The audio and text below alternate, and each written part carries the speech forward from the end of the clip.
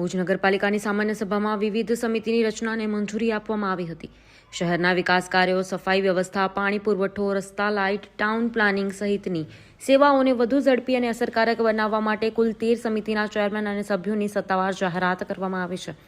નગરપાલિકાની સૌથી મહત્વપૂર્ણ ગણાતી કારોબારી સમિતિના ચેરમેન તરીકે કમલભાઈ ગઢવીની વરણી કરવામાં આવે છે, જ્યારે સેનિટેશન સમિતિના ચેરમેન તરીકે મનુભાવ જાડેજા, વોટર સપ્લાય સમિતિના ચેરમેન તરીકે હિનાબેન જીતેન્દ્રસિંહ ઝાલા, ડ્રેનેજ સમિતિમાં દિલીપભાઈ હડિયા અને ટાઉન પ્લાનિંગ સમિતિમાં જગતભાઈ વ્યાસની જવાબદારી સોંપવામાં આવે છે।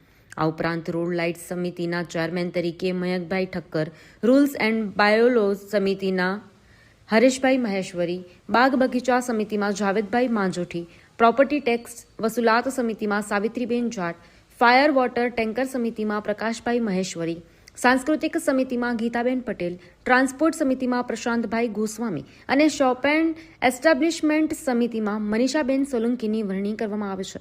નગરપાલિકાએ ભુજ એપીએમસી માટે પ્રતિનિધિ તરીકે રાજેન્દ્રસિંહ હકુમતસિંહ જાડેજાની પણ નિમણૂક જાહેર કરી છે।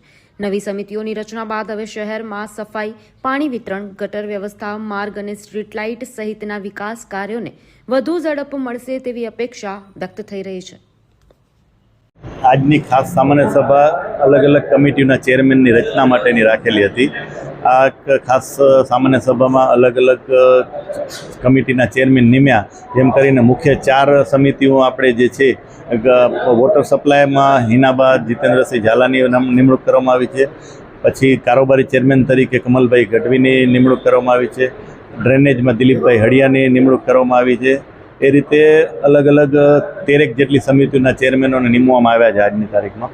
અને આવતા દિવસો જે વરસાદી માહોલ છે એના માટે કરીને ખાસ નગરપાલિકા તરફથી નીચાણવાળા વિસ્તાર છે જ્યાં પાણી ભરાય સોસાયટીમાં, એના માટે એક ખાસ ઝુંબેશ કરી અને અલગ અલગ ટીમ ગોઠવી અને અત્યારે જ સ્પેસિફાઈ કરી લેવું છે કે ક્યાં પાણી ભરાય છે ને એના માટે આપણે શું આગળ કાર્યવાહી કરી શકીએ।